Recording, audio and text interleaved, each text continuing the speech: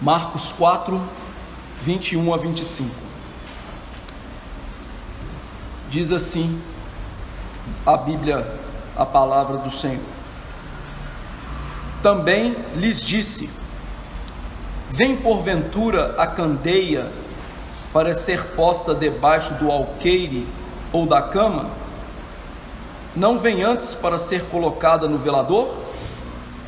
Pois nada está oculto, senão para ser manifesto, e nada se faz escondido, senão para ser revelado. Se alguém tem ouvidos para ouvir, ouça. Então lhes disse: atentai no que ouvis. Com a medida com que tiverdes medido, vos medirão também, e ainda se vos acrescentará. Pois ao que tem se lhe dará, e ao que não tem, até o que tem lhe será tirado. Vamos orar? Nosso Senhor Deus Todo-Poderoso, é com humildade que nos achegamos ao trono da Tua graça e por meio de Jesus Cristo. Nós entendemos, ó Deus, que é preciso um mediador entre Ti e nós homens, e o único que pode fazer isso e o faz adequadamente para a nossa salvação é Jesus Cristo. Sendo assim fiados nos méritos do Teu Filho e no fato dele ser Deus e homem, nós imploramos ao Senhor que derrame sobre nós agora a Tua graça, o Teu favor imerecido, para que aprendamos as sagradas letras. Ainda mais este texto tão enigmático que Jesus proferiu aos seus discípulos e apóstolos.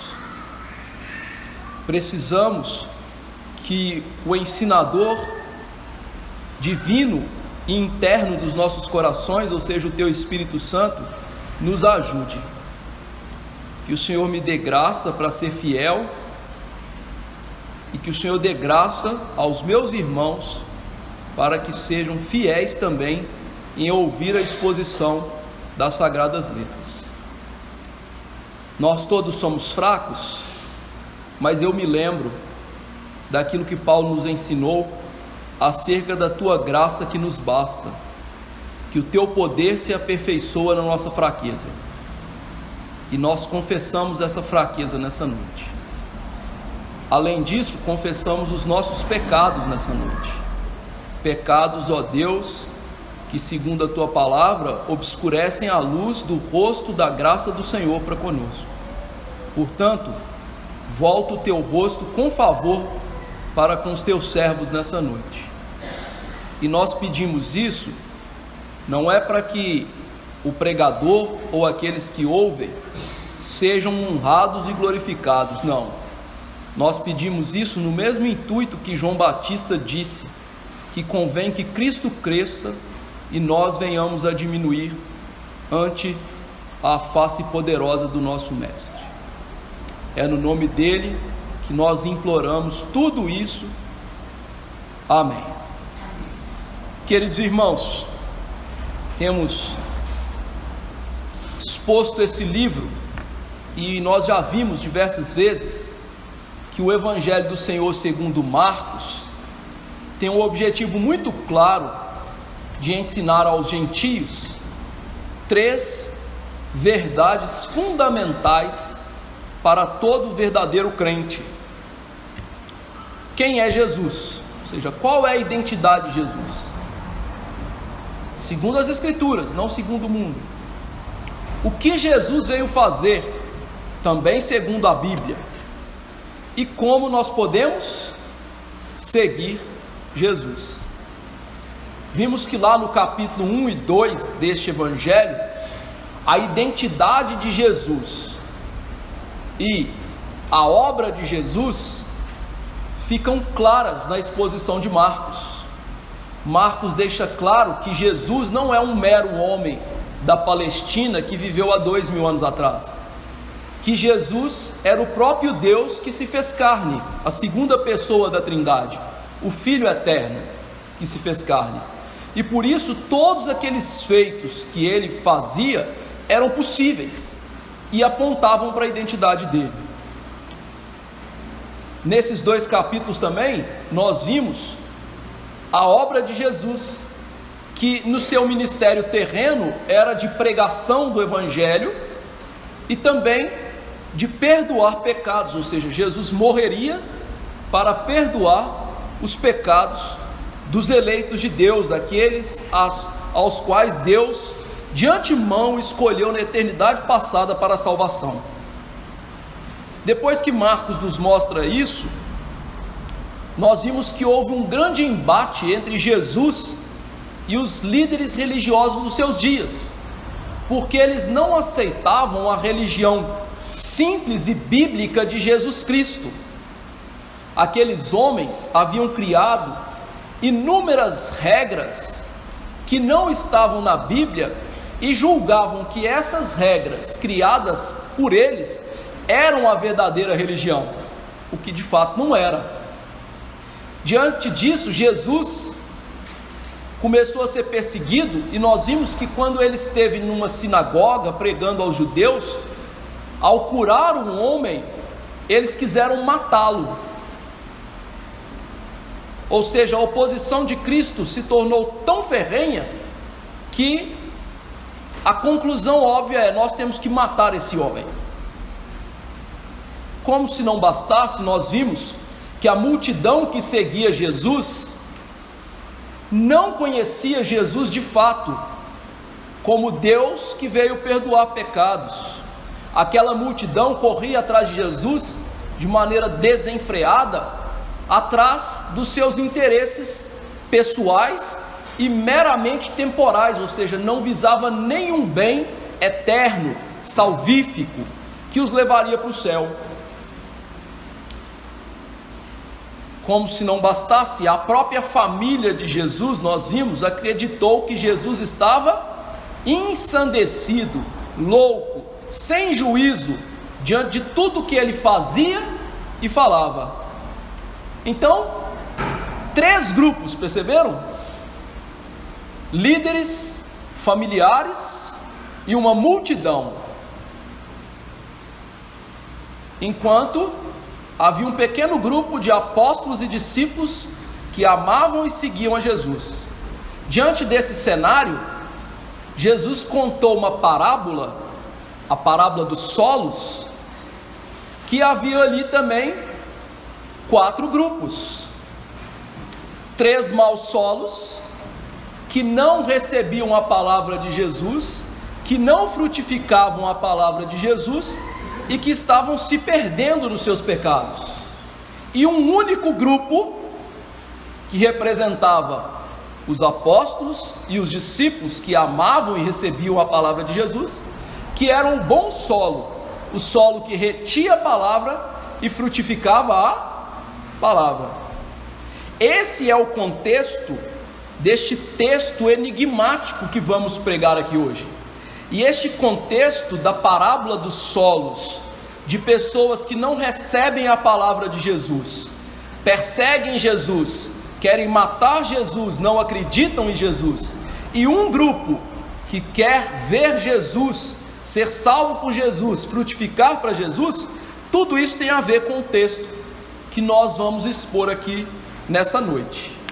Mas antes de expô-lo, eu gostaria de rapidamente ajudar os irmãos com uma aula de interpretação, que nós chamamos de hermenêutica, ciência da interpretação.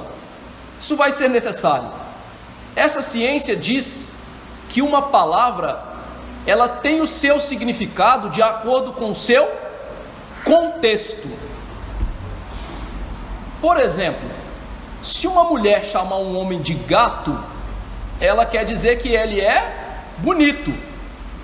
Mas se lá no futebol a gente chamar alguém de gato, tem outro significado. Pode ser que aquela pessoa tenha mentido na sua idade, né? Antigamente essa expressão tinha a ver com aqueles que tinham mentido na idade para ficar em uma determinada categoria. Este é um exemplo simples. Outro exemplo é de, por exemplo, uma palavra como pelo, que se eu disser que o pelo do gato é macio, eu estou falando do cabelinho dele. Mas se eu disser que nós atravessamos pelo rio, é a mesma palavra, mas por um contexto ser diferente, tem outro significado. Ou seja, nós passamos através do rio. Percebe como o contexto ajuda a interpretação? Por que isso é necessário, meus irmãos? Esses ditados enigmáticos que Jesus disse nesse contexto de Marcos foram ditos em outros lugares do Evangelho com outros significados. Então nós precisamos aqui de ter esse contexto da parábola dos solos para entender o que Jesus está querendo dizer nessa série de parábolas aqui que ele disse, que são intrincadas, que são difíceis de se relacionar com o contexto do capítulo 4. Mas para ajudar, veja que o resto do capítulo 4 tem a ver com a palavra de Deus, que é descrita como semente, tanto na parábola dos solos, quanto depois na parábola da semente e do grão de mostarda, que também é uma semente. E depois Jesus acalma a tempestade com a sua palavra. Então o capítulo 4, todo ele está referindo-se à palavra de Jesus, a palavra de Deus. E o que a gente faz com a palavra de Deus? Isto posto, contexto pronto, agora vamos entender o que Jesus quer dizer aqui com esses versos difíceis. O que Jesus quer nos ensinar com esses versículos é que Ele é a luz com a sua palavra, e portanto nós devemos viver essa palavra e doar essa palavra. Então Jesus e a palavra de Deus são a luz. Nós devemos então viver e compartilhar esta palavra. Vamos ver se os versos ensinam essa verdade. No primeiro ponto do nosso sermão, versos 21 e 22, nós vamos ver parábolas acerca da luz e do efeito da luz. No verso 21, Jesus disse: vem porventura uma candeia para ser posta debaixo do alqueire ou da cama? Não vem antes para ser colocada no velador? Veja que esse verso começa: também lhes disse. Ou seja, isso está ligado ao que veio anteriormente. Jesus estava conversando com os apóstolos e os seus discípulos e ensinando para eles o mistério do reino de Deus. Jesus estava dando para eles a interpretação da parábola dos solos e da semente que caía nos solos, que eles não haviam entendido. Parábola que, como eu disse na exposição do texto, é uma chave para interpretar todo esse capítulo, mas também todas as outras parábolas que Jesus conta. Ou seja, em suma, há dois tipos de pessoas no mundo: aqueles que ouvem a palavra de Deus, são salvos e frutificam, e aqueles que não ouvem a palavra de Deus, mesmo que as escutem, e não frutificam e estão indo para o inferno.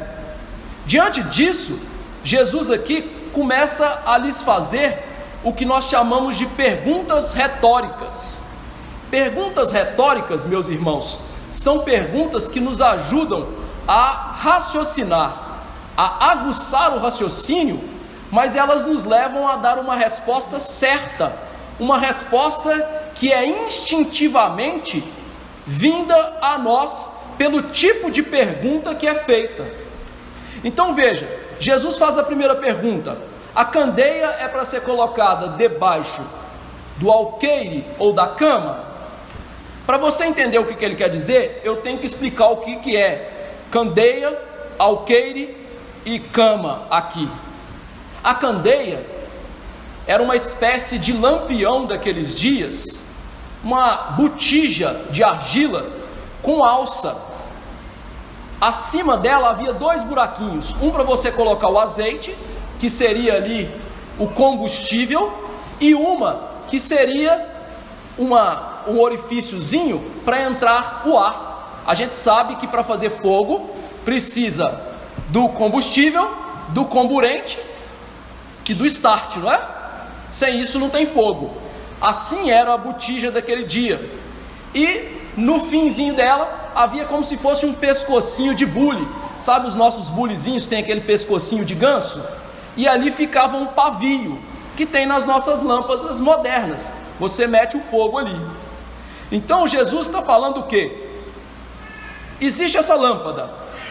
Essa lâmpada, ela é feita para colocar debaixo do alqueire ou da cama. O alqueire aqui era um cesto de medida de grãos, uma vasilha.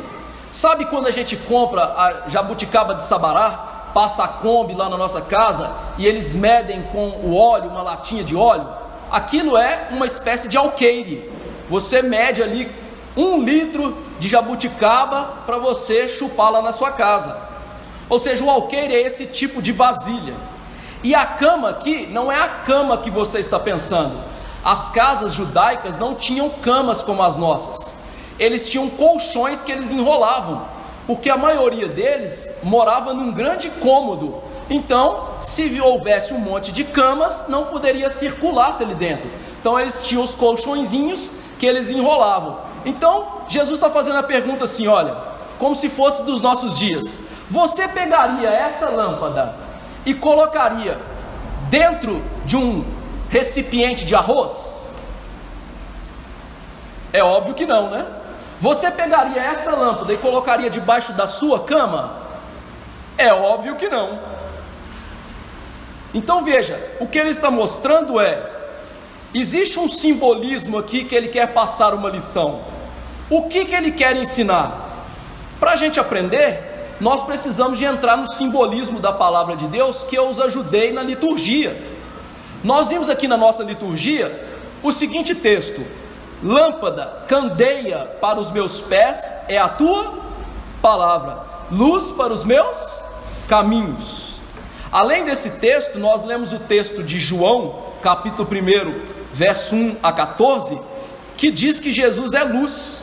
A luz resplandece nas trevas, as trevas não prevaleceram contra ela. Houve um homem enviado por Deus chamado João, que veio testificar acerca da luz. Ou seja, na palavra de Deus, na Bíblia, quem é luz é Jesus Cristo e a palavra de Deus pregada, revelada ao seu povo. A partir disso e do contexto que nós vimos, que havia judeus perseguindo Jesus, uma multidão que não aceitava Jesus pelo que ele era, e a família de Jesus que achava que Jesus era doido. Diante do contexto e do simbolismo da palavra, o que Jesus está querendo ensinar para os apóstolos é o seguinte: eu vim como luz, pregando a palavra de Deus como luz. Só que há um grande problema. Existe aí aqueles que são maus solos, judeus, líderes, minha própria família, e também uma multidão que me procura por causa de cura, de pão e de tudo mais, mas eles querem apagar a luz. Ou seja, eles querem pegar a luz que sou eu e a palavra que eu prego e querem escondê-la. Por que isso estava acontecendo? Em primeiro lugar, porque Jesus não se encaixava na religiosidade dos seus dias. A falsa religião dos seus dias é como a falsa religião dos nossos dias. Veja que o cristianismo hoje tem muitas linhas, mas só existem 2 linhas dentro do cristianismo, e na verdade só existem 2 tipos de religião: a verdadeira religião, que prega a salvação pela graça de Deus, por aquilo que Deus faz por nós, e uma falsa religião que prega, como os judeus dos dias de Jesus, que vai eclipsar a luz, a salvação por obras. O que Jesus está mostrando é que o mau solo, que aqueles homens maus que não criam nele, haviam criado uma falsa religião que eclipsava a palavra, que colocava a palavra escondida na falsa religião. Eles inventaram inúmeras regras para ensinar uma religiosidade que era falsa, e a partir disso, ao invés de confiar em Deus para a salvação, eles passaram a confiar em si mesmos. Veja se esta não é a realidade hoje dentro do mundo. Só há duas religiões: a religião bíblica verdadeira, que diz que o homem está nas trevas, que o homem é pecador, que o homem não pode se salvar, e a religião do outro lado que prega: o homem é bom, o homem tem um coraçãozinho bom, é o meio que corrompe o homem pode se salvar, a sua salvação depende dele mesmo, do quanto ele é bom, do quanto ele faz, do quanto ele segue regras humanas. Além disso, Jesus estava mostrando ali que eles queriam fazer isso porque a luz torna as coisas manifestas. Vou propor uma parábola para vocês entenderem isso. Nossas casas hoje têm essas luzes de LED modernas que iluminam bastante, deixam tudo clarinho, não é mesmo? Se você estiver com uma roupa branca debaixo de uma luz dessa muito forte, você vai ver os detalhes. Mas numa casa antiga de lampiãozinho, né? Você não ia ver talvez a mancha de mostarda, né? Aquela manchinha de ketchup na roupinha branca. É tudo muito escuro, muito difícil. Quando Jesus veio e começou a pregar a palavra de Deus, que eles estavam colocando debaixo da falsa religião, o que aconteceu? Eles foram iluminados. Em que sentido? Jesus expôs o coração deles. Jesus mostrou que eles eram maus, que eles queriam matá-lo. Jesus mostrou que aquela multidão só estava atrás dele porque ele podia curá-los, que ele podia alimentá-los com o pão que ele multiplicava. Jesus está mostrando que eles não queriam a luz e queriam esconder a luz, porque ficaria manifesto quem de fato eles eram, o coração maldito do homem. Por isso ele coloca a segunda pergunta: a luz não veio para ser colocada no velador? O velador é como se fosse, sabe, uma viga da casa, que eles colocavam um metalzinho retorcido e lá eles colocavam a candeia de pendurada, para iluminar mais. A pergunta moderna seria: a gente não coloca a lâmpada no teto? Por que a gente coloca a lâmpada no teto? Para a luz espargir o mais que ela conseguir. Jesus estava espargindo a luz e eles não queriam. Por quê? Porque eles sabiam que Jesus estava ensinando sobre o pecado deles, e eles a todo custo queriam esconder o pecado de Jesus.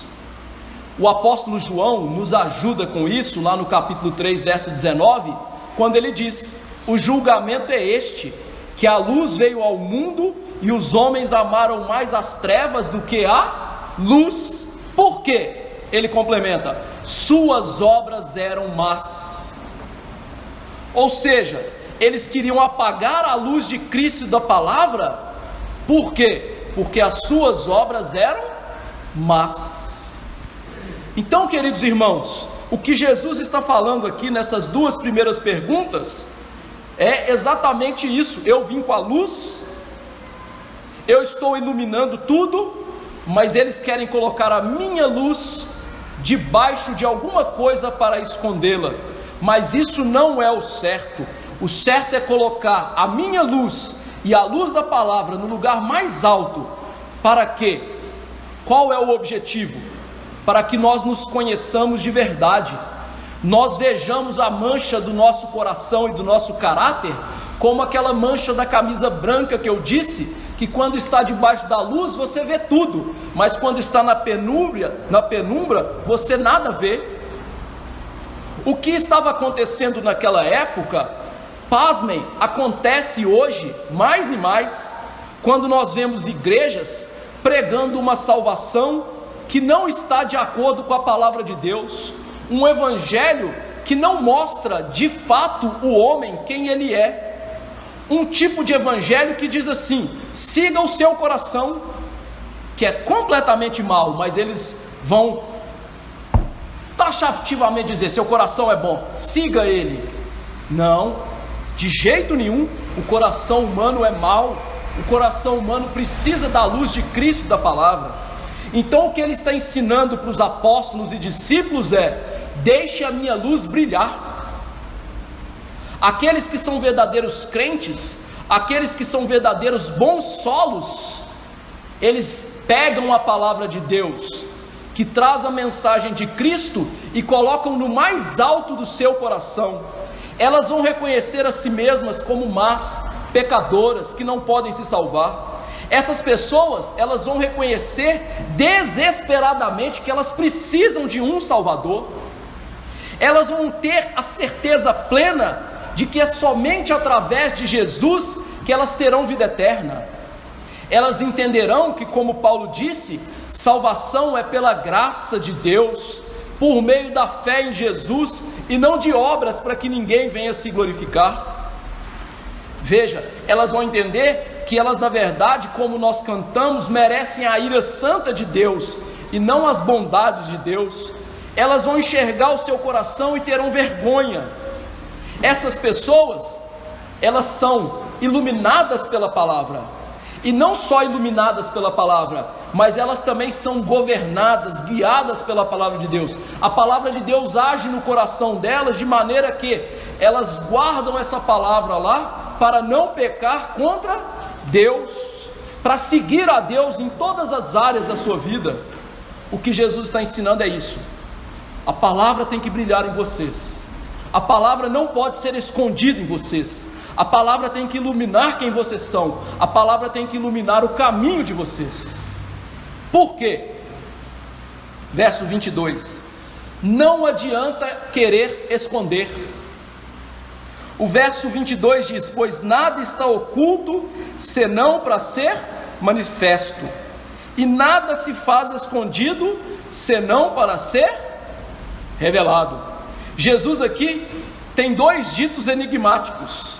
O primeiro é: nada está oculto, a não ser para ser revelado.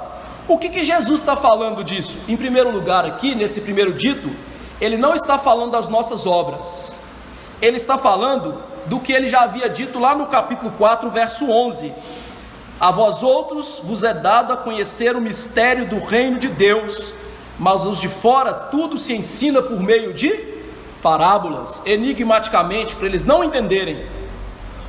O que estava oculto e que agora está revelado é aquilo que os fariseus querem ocultar. Jesus está falando do mistério da salvação, que lá no Antigo Testamento Deus pregou, mas pregou de maneira enigmática. Nós devemos lembrar que todo o Antigo Testamento se refere acerca da pessoa de Jesus, da obra de Jesus. Mas a obra e a pessoa de Cristo no Antigo Testamento eram, por assim dizer, um mistério. Eles estavam ali ocultados em tipos, sombras. Não era claro. Agora no Novo Testamento, quando Jesus veio, essas coisas estão ficando claras, mas o que eles querem fazer é ocultar essas coisas. Mas Jesus disse: não vai ficar oculto. Veja que Paulo havia ensinado esta verdade lá em Colossenses capítulo 2, 16 e 17, quando ele fala: ninguém pois vos julgue por causa de comida, bebida, ou dia de festa, ou lua nova, ou sábados, porque tudo isso tem sido sombra das coisas que haviam de vir, porém o corpo é de Cristo. Paulo está falando desse mistério do Antigo Testamento que estava oculto e agora é claro. Para você entender um pouquinho mais, eu vou traduzir o que Paulo está dizendo aqui.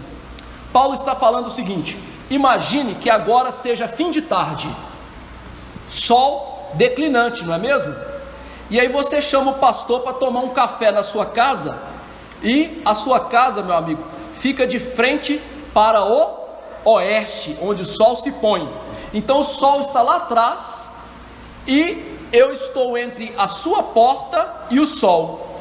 O sol vai me iluminar, e o que vai chegar primeiro na sua casa é a minha sombra, e logo depois o que entra é o meu corpo.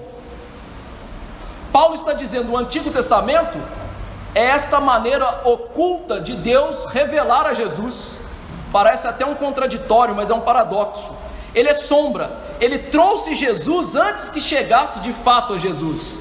Mas agora, na plenitude do tempo, no tempo de Jesus, o que Deus está fazendo é, aquilo que era lá sombra, tipo, aquilo que era obscuro, está escancarado. Deus agora está jogando luz naquele mistério, está mostrando que a salvação chegou, que o reino chegou, que o Messias aguardado chegou. E Jesus está mostrando para os apóstolos que, por mais que os líderes judeus e aquela multidão e até a sua própria família tentassem eclipsar, esconder isso, fazer com que isso se tornasse de novo oculto, isso não poderia acontecer, porque esse era o plano de Deus em ação. Por isso a implicação é óbvia. A implicação então é: nada se faz escondido, senão para ser revelado. O segundo ditado aqui de Jesus é a aplicação dessa verdade. Se Jesus veio cumprindo as promessas do Antigo Testamento, se Jesus veio com a luz que ilumina as coisas, se Jesus é aquilo que nós aguardávamos, isso tem a ver com a nossa vida do dia a dia. Qual é a ligação? Nada se faz escondido, senão para ser revelado. A implicação óbvia é: assim como aquelas pessoas estavam escondendo seus pecados, o coração maldito deles, haveria um dia que a Bíblia chama de juízo final, que as obras dos homens todas serão reveladas, que a luz de Deus não vai poder ser barrada de maneira nenhuma, de que as obras que são feitas em oculto, os pecados que nós tentamos esconder, eles serão trazidos à tona por Deus, eles serão julgados por Deus. O que Jesus está mostrando então é que aquelas pessoas que queriam matá-lo em segredo, que queriam falar mal dele em segredo, aquela multidão que mesmo não falando, que estava seguindo a Jesus por interesse, mas estava naquele dia, no dia final, as obras dessas pessoas ficaria manifesta diante de Deus e de todos. Nesse dia, meus queridos irmãos, os pecados escondidos que cometemos na nossa casa, quando nós estamos em viagem e a gente pensa que o esposo não vão ver, esses pecados que a gente tenta esconder e é hipocritamente fingido, passando de bom crente, mas na verdade está cheio de pecado no coração, eles todos virão à tona. Só que veja, esse tipo de coisa é algo tão ignóbil que a Bíblia diz o seguinte: o que encobre as transgressões jamais prosperará, mas o que confessa e deixa alcançará misericórdia. Isto é, esconder pecados é a coisa mais idiota para se fazer, é a prova de que nós somos imbecis espirituais. Por quê? Porque a gente acha que a gente está escondendo, mas na verdade Deus está vendo todas as coisas. O certo a se fazer então não é passar de bonzinho e guardar as coisas no bolso como se ninguém visse, é chegar diante de Deus, se arrepender, ofertar a Ele, como disse o salmista que nós lemos aqui, a nossa oferta voluntária da boca, que é a confissão do pecado. Jesus está ensinando para eles então que o bom solo é aquele que não esconde os seus pecados, é aquele que vai diante de Deus e deixa bem claro: Deus, eu sou esse pecador, eu sou essa pessoa tão ignorante que quer esconder pecados, mas não tem como, o Senhor sabe de todas as coisas, me livre dessa cegueira. Esse é o bom solo, esse é aquele que põe a luz da palavra no alto. E essas pessoas, elas têm uma característica, versos 23 e 24, elas têm cuidado ao ouvir a palavra. Veja que o verso 23, se alguém tem ouvidos para ouvir, ouça. A parábola dos solos, lá no capítulo 4, verso 9, fechou como? Quem tem ouvidos para ouvir, ouça. Ou seja, Jesus mais uma vez não está falando de nada a não ser da pregação e como ouvir a pregação. Se alguém tem ouvidos para ouvir, ouça. Ué, pastor, todos nós aqui temos ouvidos e ouvimos. O que Jesus quer dizer com isso? Meus irmãos, essa é uma das expressões favoritas de Jesus Cristo, porque essa expressão de Jesus, e mesmo, veja, quando Jesus esteve no céu, né, ele mandou cartas para as suas igrejas, lá no Apocalipse, ele repetiu essa expressão: quem tem ouvidos para ouvir, ouça. Por que essa expressão é uma das favoritas de Jesus? Porque, em primeiro lugar, ela está diretamente ligada à proclamação da palavra. Essa expressão, lá no Antigo Testamento, ela era usada quando Deus ia falar com o povo, ou os profetas iam falar com o povo, que era a maneira de Deus falar com eles. Um dos capítulos mais memoráveis das Escrituras, e mais importantes para os judeus, Deuteronômio 6, começa dizendo: ouve Israel. Ou seja, isto aqui tem a ver com o fato de como ouvimos a palavra de Deus e o quão importante nós julgamos ouvir a palavra de Deus. Lá no Antigo Testamento, essa expressão aparecia para o povo, para que eles tivessem a noção de que ouvir a palavra de Deus é algo ímpar, sem igual, sem precedentes. E como eu já disse no livro de Deuteronômio, antes do capítulo 6, do capítulo 4, Deus havia dito que ouvir a palavra e ficar vivo é uma grande prova de graça, de benevolência, e por isso seu povo deveria o quê? Amar ouvir a palavra de Deus. Jesus usa essa expressão então, porque ela está ligada à obediência daquele que ouve, e não só a obediência, em segundo lugar, a responsabilidade de se ouvir a palavra de Deus. Nós somos responsáveis pela maneira como nós ouvimos a palavra de Deus. Nós já vimos no Evangelho de Marcos que ouvir a palavra de Deus é necessário diligência, preparação. É necessário que nós nos preparemos, tanto no coração quanto no físico, para chegarmos à igreja e ouvirmos a pregação. É necessário que confessemos pecado, para que ao chegarmos aqui, a palavra de Deus não caia num mau solo. E Jesus mostra, através dessa expressão, meus irmãos, acerca da responsabilidade de ouvir a palavra de Deus, aquilo que é óbvio em todas as Escrituras. A palavra de Deus sempre traz resultados quando ela é lançada, só que tem um grande detalhe: há um resultado maravilhoso, que é a salvação, a mudança de vidas, o consolo, a edificação da igreja. Mas há o outro lado da moeda, daqueles que ouvem e por não terem se preparado, e por não terem responsabilidade em ouvir a palavra, mas que por causa disso estão trazendo juízo para si ao ouvir a pregação. Ou seja, a palavra de Deus, ela traz o resultado da salvação, mas ela traz o resultado do juízo, da condenação, da morte espiritual e eterna daqueles que a ouvem sem querer, sem desejo, sem fazer dela um objeto de deleite. Jesus aqui está rememorando aos apóstolos: a oportunidade de ouvir deve ser levada a sério. Segundo um pastor reformado, essa expressão aponta direto para o coração. Quando Deus usou essa expressão na Bíblia por diversas vezes, tinha a ver com o coração idólatra das pessoas. Veja, o nosso contexto aqui não é a parábola dos solos. Os solos não são o coração de cada uma das pessoas. Aquele que tem ouvidos para ouvir, ouça. Ou seja, você tem que ter um coração para ouvir a palavra.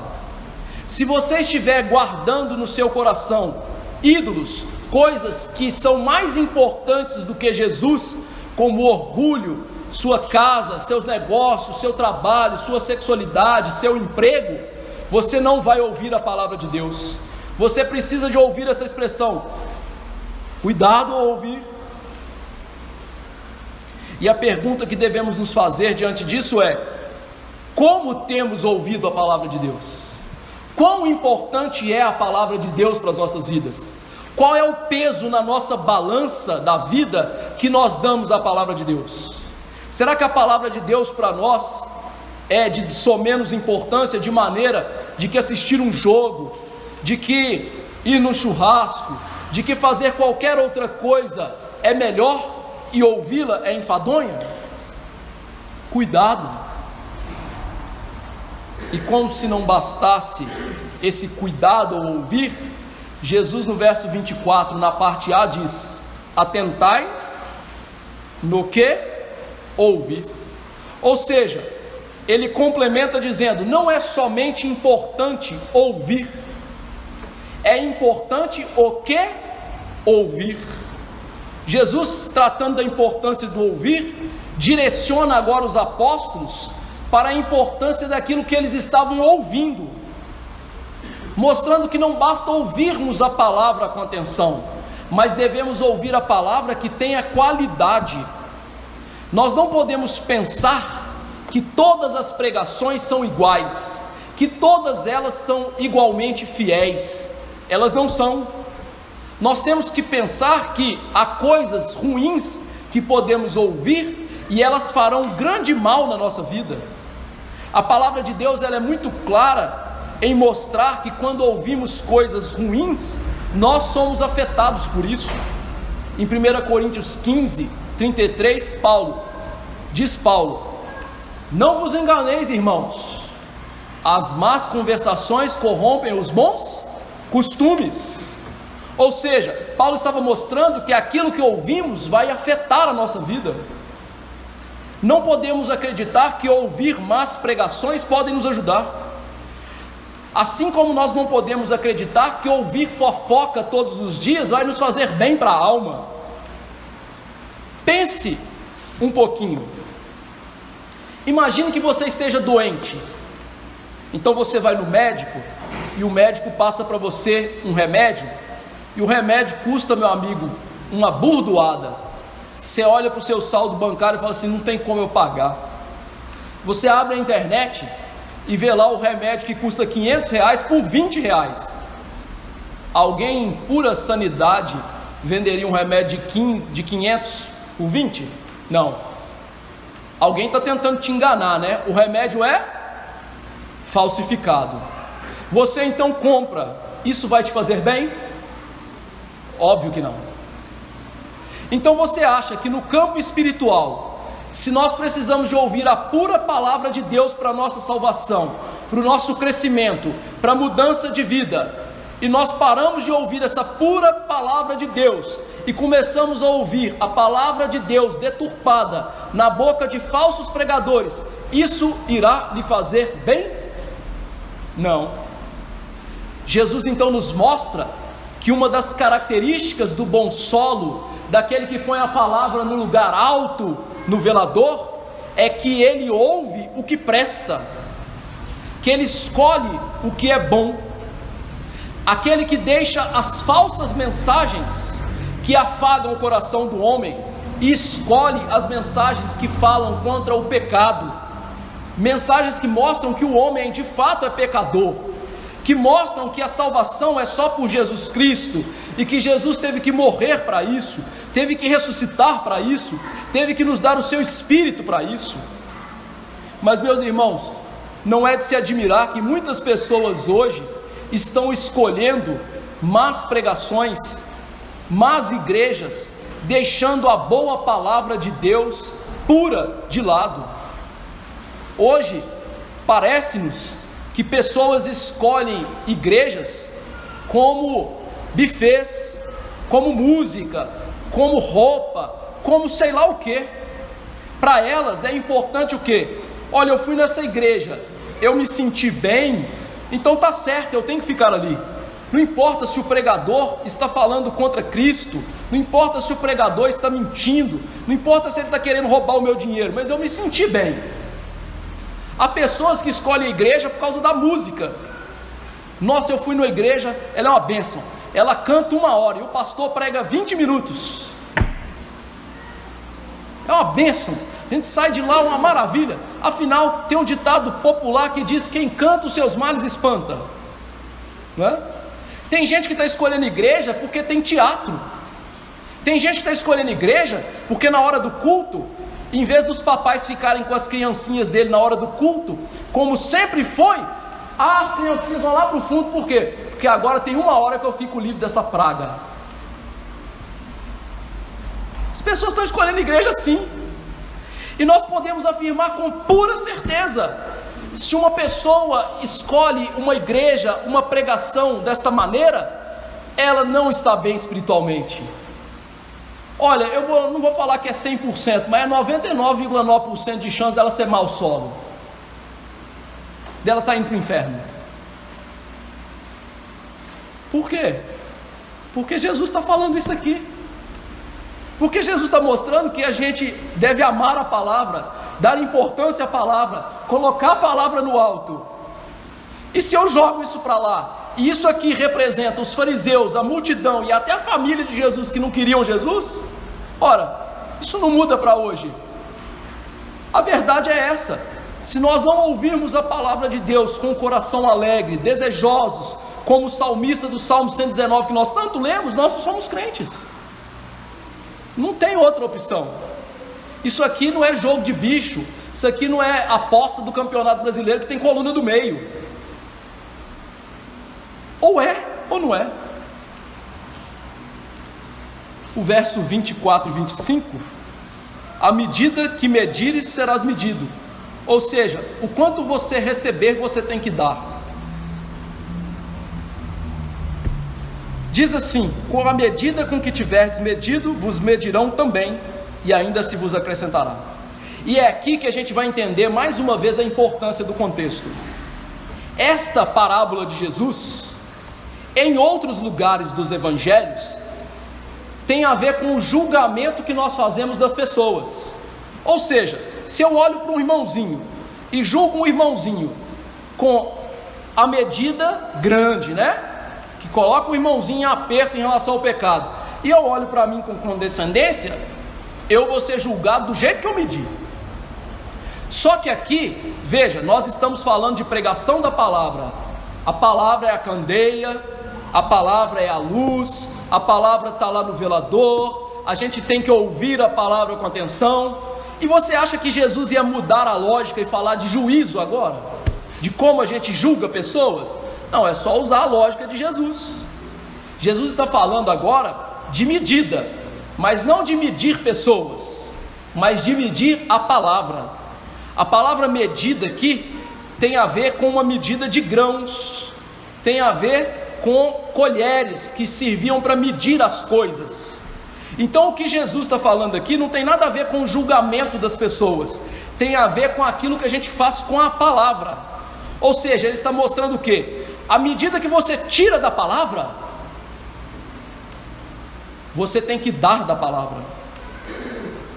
À medida que você então relaciona-se com a palavra, você tem que medir a palavra bem. Jesus quer ensinar aqui essas duas coisas. A primeira é que nós devemos medir muito da palavra. Nós temos que tirar muito da palavra. Ou seja, nós devemos ter responsabilidade de ouvir de tal maneira que nós vamos tirar muito daquilo que ouvimos. É uma medida de grãos. Pense bem, imagine que você convide 10 pessoas para irem almoçar na sua casa. Sua casa normalmente são 2 pessoas, então você vai fazer uma medida de arroz que dá para 2 pessoas. Então você mede o arroz e dá para 2 pessoas. Se você chamar 10, você vai usar a mesma medida? Não dá para 10 pessoas, não é? Então o que Jesus está ensinando é esse tipo de coisa. Ou seja, aqueles que ouvem a palavra, eles têm que querer tirar muito da palavra. Eles têm que medir muito da palavra. Ao invés de ir até a palavra e tirar ali com uma colherzinha de sopa, eles têm que querer tirar baldes da palavra, caixas d'água da palavra. É semelhante ao mundo da colheita, querido. Aquele que vai semear mais, trabalhar mais, ele vai colher mais. Então, Jesus quer que nós tiremos muito, que na nossa leitura diária, nós aprendamos muito, que ao ouvir os sermões, nós aprendamos muito, que nós meditemos na palavra para aprender muito da palavra de Deus, e que do muito que nós tiremos, nós também venhamos dar muito.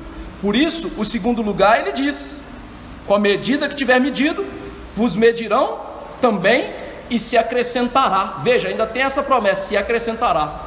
Aqui a ideia é, à medida que você tirou, você vai dar. Não tem como eu dar um arroz para 10 pessoas se eu tirei uma medida de 2 pessoas.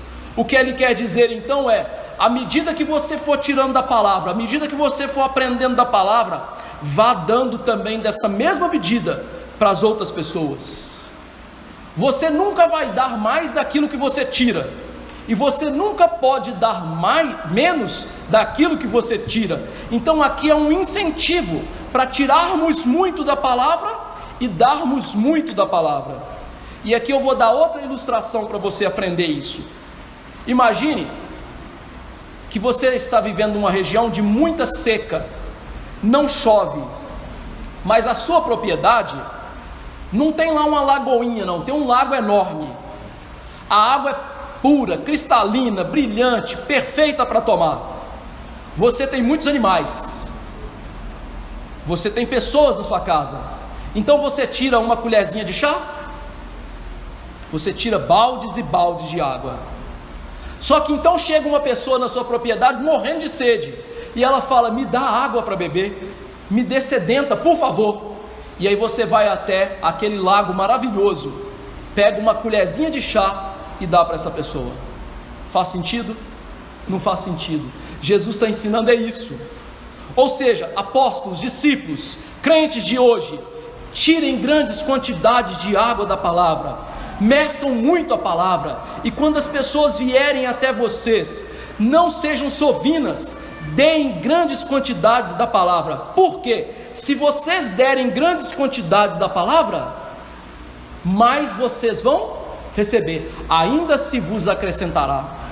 Ele está ensinando aqui o princípio universal da palavra de Deus, que as bênçãos espirituais para as nossas vidas, elas vêm através da obediência e a importância que damos à palavra. Meus irmãos, é tolice nossa querermos ganhar bênçãos espirituais, crescermos na fé, sermos mais e mais abençoados, se nós não queremos tirar da palavra para nós e queremos abençoar pessoas. Aqueles que são egoístas e querem tirar para si mesmos e não querem dar, eles jamais vão receber mais. E por serem assim, eles jamais vão tirar muito da Bíblia. Eles sempre vão ser daquelas pessoas que não entendem muito da Bíblia, que para elas é sempre um enigma as coisas. Elas ficam ali tateando a Bíblia, mas não conseguem tirar muita coisa dali. Esse é o problema. E aí veja, isso tem a ver também com o julgamento que nós fazemos das pessoas. Uma implicação direta. O texto não está falando com isso, mas a implicação direta é: como os fariseus julgavam a Jesus com uma medida injusta e eles nunca recebiam nada de Jesus, a gente não deve ser para com as pessoas também injustas, para que não recebamos a injustiça. Ou seja, devemos ser, meus irmãos, generosos ao tirar e dar dos bênçãos espirituais. Mas isso não é o que acontece, não é mesmo? Por isso, a palavra do Senhor, por meio do salmista, diz: abra bem a boca e encherei. Nós somos muito lerdos para tirar da palavra. Nós somos muito tardos para pegar a palavra, esmiuçá-la, saboreá-la, para tirar para nós mesmos, quanto mais para dar aos outros. E por isso temos tido muito pouco da Bíblia. E veja que Jesus finaliza esta sessão dizendo: pois ao que tem se lhe dará, e ao que não tem, até o que lhe tem será tirado. Veja, o que Jesus quer dizer com isso? Vamos voltar para a parábola do solo. A parábola dos solos, os 3 solos que eram maus solos, a palavra caía, mas a palavra não era retida, fixada. O bom solo, a palavra caía, fixava e frutificava. Com isso em mente, o que Jesus está mostrando aqui então é o bom solo, aquele que coloca a palavra no alto, no velador, que dá importância à palavra de Deus na sua vida. Quanto mais ele tira da palavra, quanto mais ele tem da palavra, guardando essa palavra no coração, mais Deus vai lhe dar dessa palavra. O que Jesus quer ensinar aqui é que para termos mais de Deus, para termos mais comunhão com Ele, para termos uma melhor religião, fiel, piedosa, santificada, para termos cada vez mais da palavra de Deus na nossa vida, a gente tem que tê-la e retê-la, a gente tem que amá-la, a gente tem que colocar essa palavra em prática, procurando dar e compartilhar com as outras pessoas, vivendo em abundância espiritual, porque quando isso acontece, mais nós vamos recebendo de Deus. E aqui veja, Jesus não está falando de dinheiro. O grande problema de hoje é que tudo tem a ver com as coisas materiais, não é? Mas esse era o problema daquela multidão, que tudo que eles queriam de Jesus eram coisas materiais. Jesus está falando aqui de bênçãos espirituais, de bênçãos do reino, de bênçãos que mudam a alma. Elas são acrescidas quanto mais a gente bebe da palavra. Ontem nós lemos aqui o livro Homens de Verdade, na nossa programação de homens, e o autor contou o exemplo dele, de que ele era viciado em tabaco, quando ele era seminarista e pastor, e ele pediu a Deus, de maneira muito veemente, para que tirasse aquele vício, para que ele fosse parecido com Jesus. E ele conta a experiência que Deus havia mortificado aquele pecado nele, e outros pecados estavam sendo mortificados na vida dele. É isso que Jesus quer dos seus crentes, dos seus servos, que nós nos acheguemos tanto a Ele para ser parecidos com Ele, tiremos tanto dele espiritualmente, da sua palavra, que ao invés da fonte secar, ela vai dar mais. Um comentarista holandês diz o seguinte sobre esse ponto: de acordo com a regra celestial, o progresso celestial aqui está garantido, bem como o avanço no conhecimento, no amor, na santidade, na alegria e nas demais bênçãos espirituais, em todas as bênçãos do reino dos céus. Por quê? Porque a salvação é como um rio, que está sempre se aprofundando, como diz Ezequiel 47, 1-5. Cada bênção que recebemos, cada bênção espiritual que buscamos, é uma garantia de bênçãos maiores que virão, espirituais. Ao que tem, se lhe dará. Mas e o que não tem? O outro lado: até o que tem lhe será tirado. O outro lado da moeda são os maus solos, que representavam aquela multidão, aqueles líderes, os familiares de Jesus que não criam nele, mas que todos eles se estribavam acreditando que nós temos a palavra de Deus, nós temos a verdadeira religião. Esse Jesus, ele está louco. Esse Jesus aí, ele só serve para nos dar as coisas. Esse Jesus aí, nós temos que matá-lo. Ele é um endemoniado, ele é louco, ele não serve para nada. Essas pessoas acreditavam piamente que elas eram crentes, e não só elas eram crentes, elas eram as melhores crentes. Mas os interesses delas não estavam na palavra de Deus, em Jesus Cristo, em servir a Cristo, mas elas estavam completamente erradas da religião delas. Elas estavam completamente enganadas e cegas, ao olharem para si mesmas e pensaram: nós somos aqueles que estão guardando a verdadeira religião, nós somos aqueles que estão vivendo a palavra de Deus. Esse Jesus, os seus apóstolos, são gentinha, eles não, nós somos a regra. Toda aquela multidão atrás de milagres e de coisas materiais, como a igreja dos nossos dias, né? Multidão atrás de coisas materiais, como os falsos pastores dos nossos dias, né? Que inventam regrinhas e coisas para a igreja que não existem. Falsos crentes, que acham que têm a salvação, que acham que têm a palavra, que acham que estão servindo a Deus de verdade. E aqui, meus irmãos, a gente vê o problema de se esconder a palavra, que é a luz. Por quê? Entra num quarto escuro e acende a luz do seu celular. Você vai enxergar, não vai? Apaga. Você vai enxergar o quê? Nada. Ou seja, quando você apaga a palavra de Deus na sua vida, quando você apaga Jesus da sua vida, sabe o que você vai enxergar? Nada. Só que tem um problema. O exemplo que eu dei, quando você apaga a luz do celular, você sabe que você não está enxergando nada. Mas quando a gente apaga a luz da palavra e apaga Jesus da nossa vida, a gente não percebe que a gente é cego. A gente ainda acha que é bom religioso, que está servindo a Jesus e que está vivendo com Jesus, sem ter a salvação, sem ter a palavra, sem ter a verdadeira religião. E aí o julgamento é terrível. Até o que tem será tirado.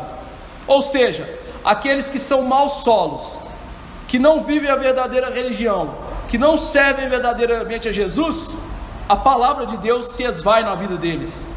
Assim como lá a parábola dos solos, que a semente é lançada, mas não é retida e não frutifica, ou seja, foi embora. É assim quando a gente quer viver uma religião que não é de acordo com a Bíblia. É assim quando a gente quer ouvir uma pregação que não é de acordo com a Bíblia. É assim quando a gente quer uma salvação que não é de acordo com a Bíblia.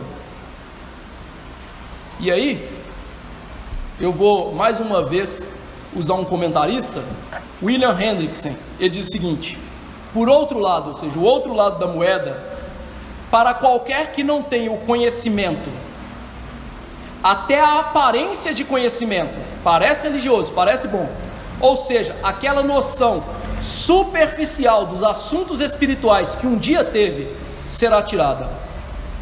Há uma analogia dessa verdade também no reino do conhecimento, no nível abaixo do espiritual. Não é verdade que uma pessoa que aprende 2 ou 3 acordes de violão e que para de tocar por muito tempo, ele vai esquecer? Não é verdade? Acredite, quando era modinha tocar violão, eu tentei aprender. Aprendi a tocar uma música ou 2, parei. Hoje eu não sei mais nada. Eu sou a prova viva disso. Pelo menos é para tocar violão e não é para a palavra de Deus, né? Graças a Deus por isso. Essa pessoa vai descobrir o quê? Se perdeu. Ou seja, espiritualmente, a pessoa que se recusa a fazer o uso apropriado da palavra, a iluminar a sua vida pelas Escrituras e a ter Cristo como seu Salvador, mesmo que ela ache que ela tenha a palavra, ela haverá de perder tudo isso. Ou seja, a palavra e os bens espirituais, eles têm que ser desfrutados. Se eles não são, eles são tirados. São pessoas que não têm a salvação e que acham que têm, mas estão perdendo pouquinho a pouquinho tudo aquilo que elas acham que têm e não têm de nada. Como viver esse texto tão enigmático, não é? Em primeiro lugar, primeira aplicação nossa, esses versículos nos ensinam que não somente devemos adquirir o conhecimento, como também nós temos a obrigação de transmitir o conhecimento espiritual a outros. Assim como uma vela acesa não deve ser ocultada, mas colocada no alto para iluminar, a luz da palavra na nossa vida, a verdadeira religião na nossa vida, ela não nos é dada somente para o nosso benefício, mas para o benefício daqueles que estão ao nosso redor. Tendo isso em vista, devemos propagar e difundir as boas novas que nós temos ouvido. Nós devemos nos esforçar por fazer as pessoas ouvirem a verdade. Que verdade? Todo ser humano nasce pecador e está indo para o inferno, a não ser que creia em Jesus e viva para Jesus. É isso que nós devemos adquirir e pregar. Segunda aplicação: um dia nós vamos prestar contas do conhecimento bíblico que adquirimos. Um dia os livros de Deus serão abertos no julgamento final, e eles vão demonstrar aquilo que tivemos e fizemos nesse sentido. Se nós enterrarmos o talento, e aqui eu não estou falando de habilidade, o talento é aquele bem espiritual que nós recebemos. Se nós contentamos com um cristianismo preguiçoso, que nada realiza e que não se importa com o que acontece com as outras pessoas, nesse temível dia, nós vamos ser desmascarados na frente de todos. Ou seja, aqueles que estão aí preocupando só consigo e o outro que se lasque, cuidado, no dia eterno, todos vão saber quem você é. Terceira aplicação: aprendemos nesse versículo a considerar bem, nesses versículos, a considerar bem aquilo que temos ouvido. O Senhor Jesus aqui, ele atribui claramente uma grande importância em relação a ouvir a palavra.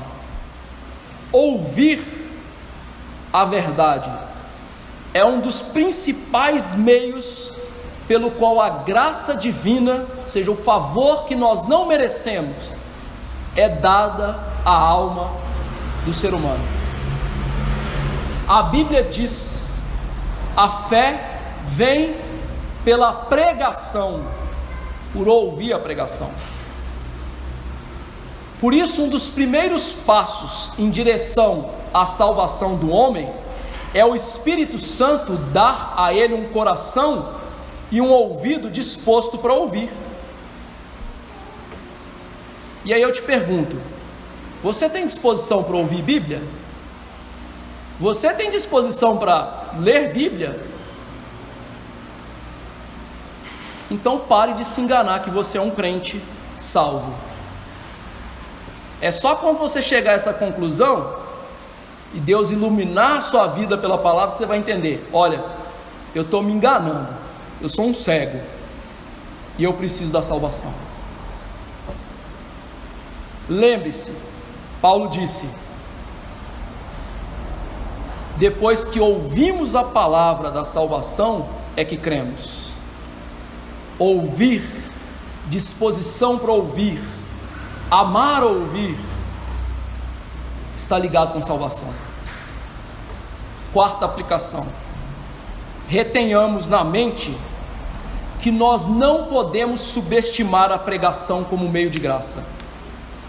Nunca faltou na história da igreja, e nunca há de faltar até o dia que Jesus voltar, aqueles falsos pastores, falsos crentes, que vão fazer de tudo para derrubar a pregação do pedestal que a Bíblia coloca ela. Existem muitos hoje que proclamam que a coisa mais legal da vida do crente, mais importante da vida do crente, é tomar a Santa Ceia. Tem muitos hoje que falam que a melhor coisa da igreja é cantar. A Bíblia diz o contrário. A Bíblia diz que o verdadeiro crente tem prazer na palavra de Deus.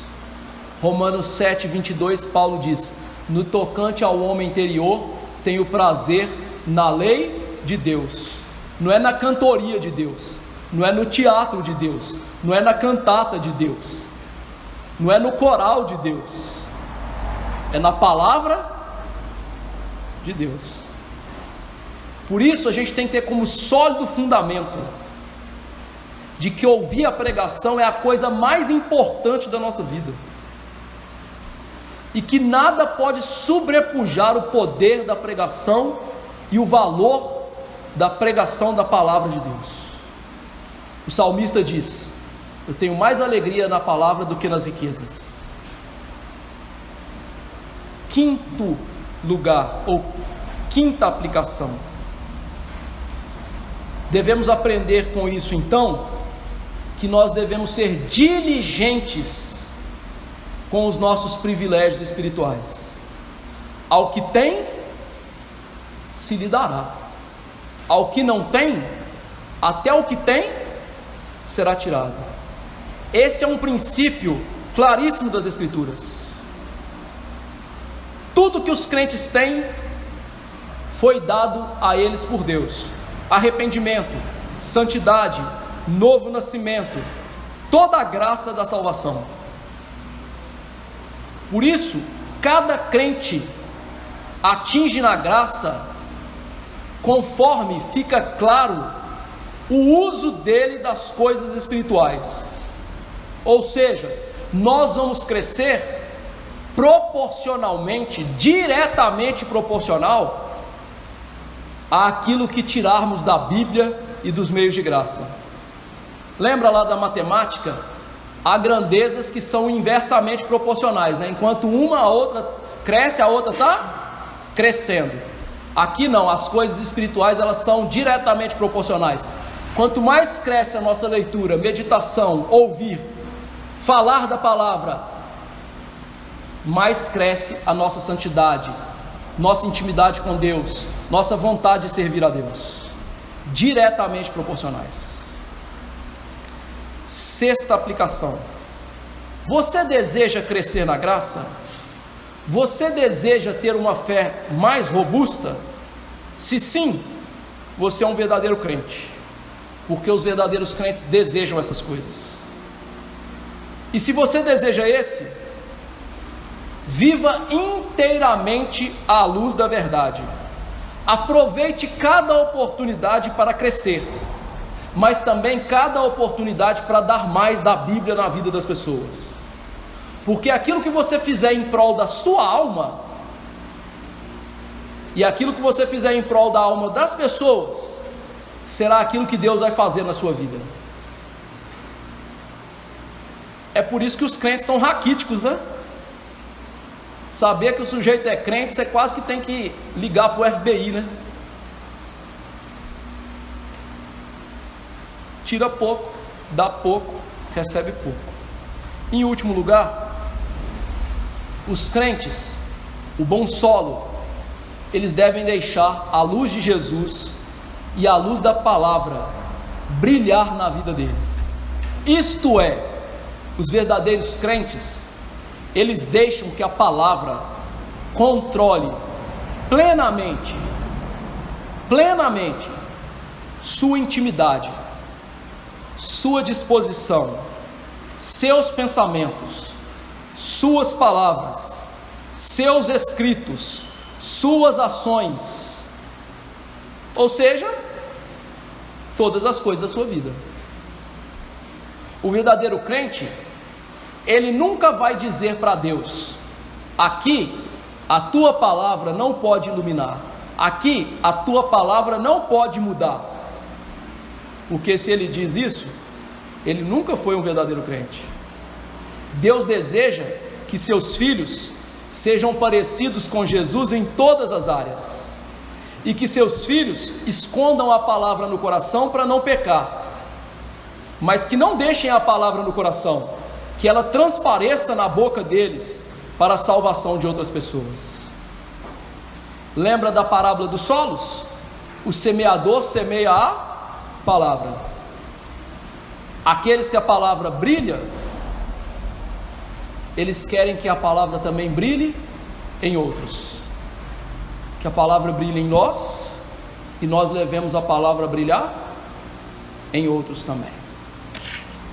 Vamos cear, tendo em vista que a Santa Ceia é inferior à pregação da palavra, que a Santa Ceia é subserviente à pregação da palavra. Mas vamos nos alimentar de Jesus mais um pouco. Banquete, tiramos de balde, vamos tirar mais baldes ainda. Pediu ao Edmar que vem à frente, e ao Bruno que vem à frente me ajudar. Bruno, por favor, pegue o álcool para nós nos limparmos aqui. para servirmos os nossos irmãos em Cristo Jesus.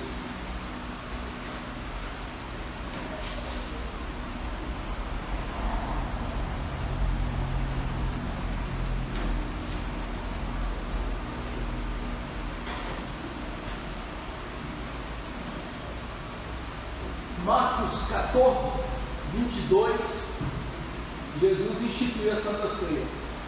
Enquanto comiam, tomou Jesus um pão e, abençoando, partiu e lhes deu, dizendo: tomai, esse é meu corpo.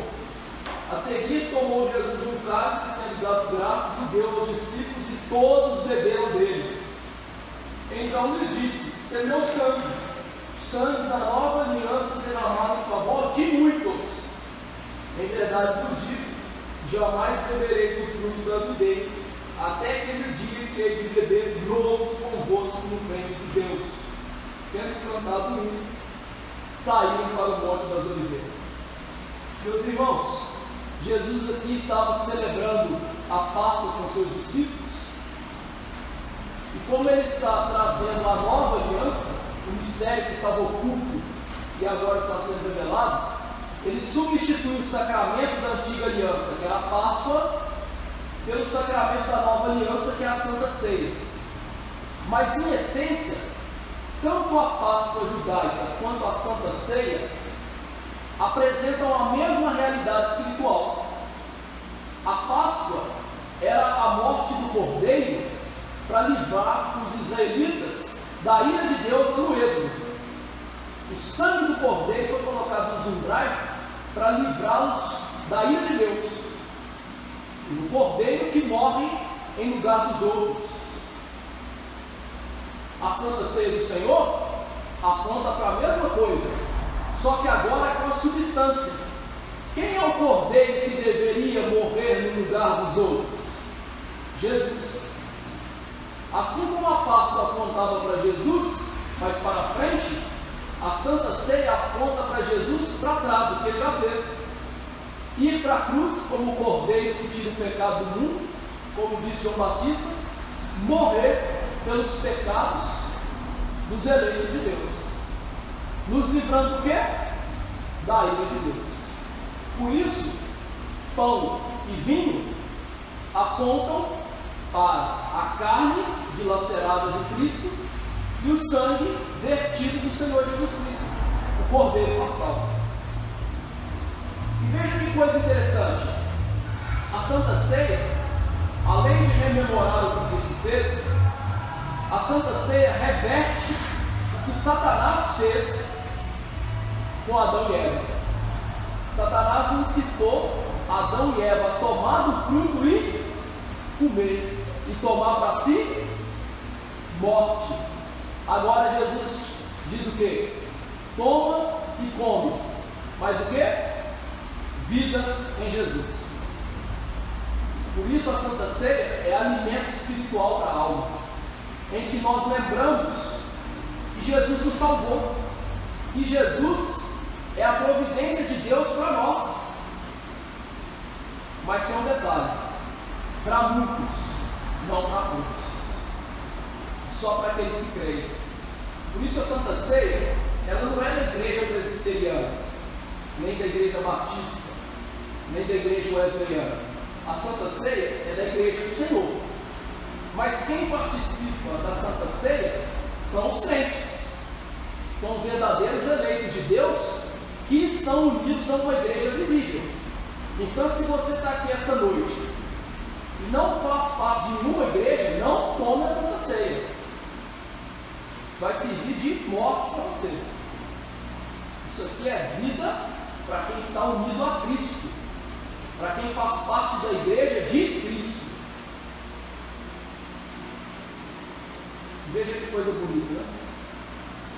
Jesus deu o pão e o cálice. Todos comeram, todos beberam. É para todos os que são membros da igreja, em comunhão com a igreja. Não sou só eu que tomo vinho e como do pão, igual alguns têm feito por aí. São todos.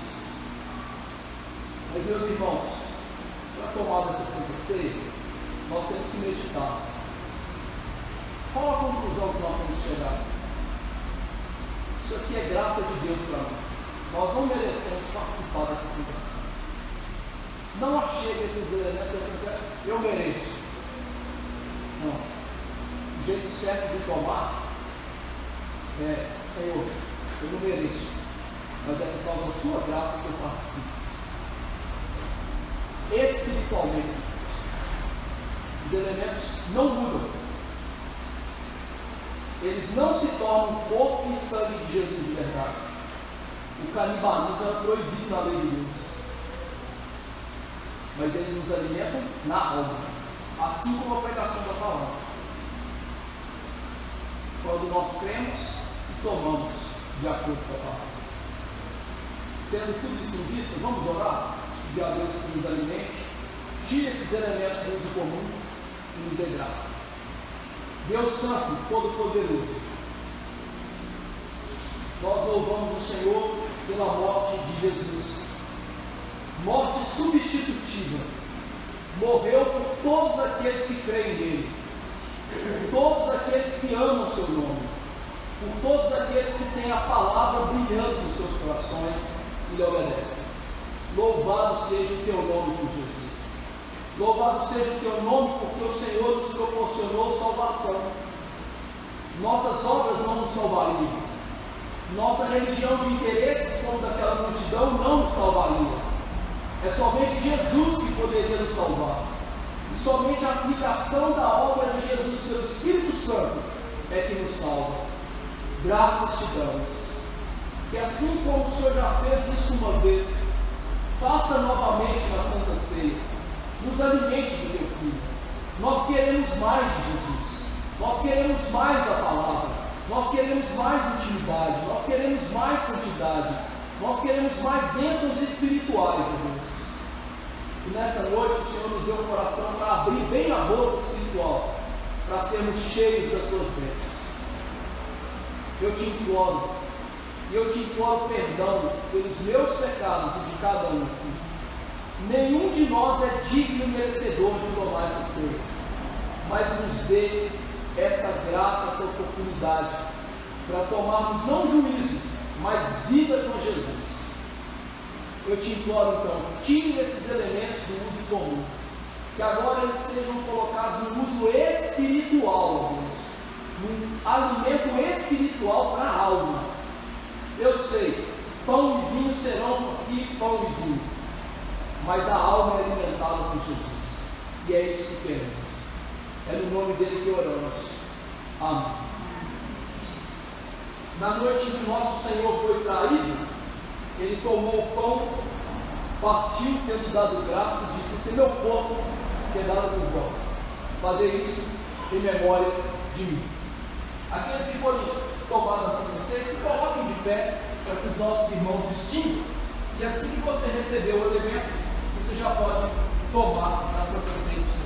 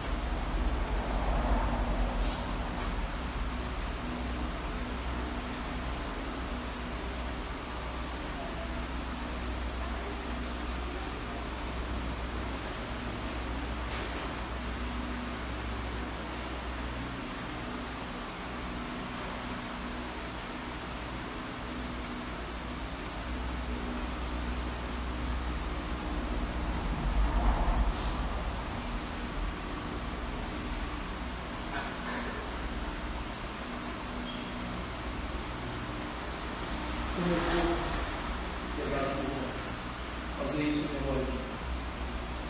Por semelhante modo, como nós vimos em Marcos, Jesus tomou o cálice, dizendo: esse é o cálice da nova aliança do meu sangue, e todos beberam dele. Ou seja, aqueles que tomaram o pão também devem tomar o cálice do Senhor.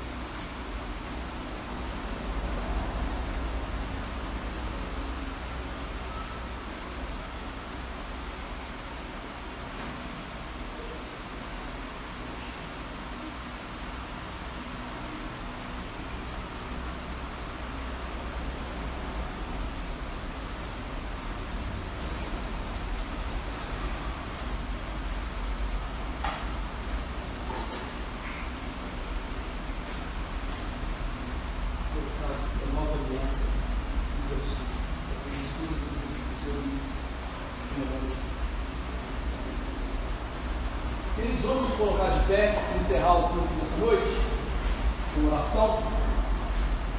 Deus Santo, nós te bendizemos pela palavra da verdade e pela santa ceia que alimenta a nossa alma. Ó Pai, dai a tua graça para que Cristo esteja no lugar mais alto dos nossos corações, para que a palavra não seja ocultada nas nossas vidas por uma falsa religiosidade ou por interesses mundanos, mas que a palavra esteja do alto, iluminando os nossos corações, iluminando os pecados que precisamos confessar e fazendo-nos, ó Deus, viver de acordo com as regras de Cristo e não as nossas regras. Abençoe para que tiremos grandes medidas espirituais das Escrituras e que assim possamos dar grandes medidas espirituais àqueles que estão ao nosso redor. E quanto mais dermos, mais, ó Deus, acrescente na nossa vida para o nosso crescimento espiritual. Abençoe a nossa igreja com essa realidade e abençoe a tua igreja com essa realidade. Traga nos nossos dias, ó Deus, uma mudança naqueles que se dizem crentes e têm desejado outras coisas que não a palavra do Senhor. Que aqueles que se dizem crentes nos nossos dias, aquelas que se dizem igrejas nos nossos dias, sejam reformadas, ó Deus, e avivadas, de maneira que a palavra e Cristo reine nessas igrejas e nesses corações. Nos dê essa graça, eu te imploro, no nome do Senhor e Salvador Jesus Cristo. Amém. Que a graça do Senhor Jesus Cristo, o amor de Deus, o bendito Pai, e a consolação eterna do Espírito estejam com os eleitos do Senhor, hoje e para sempre. Amém. Podemos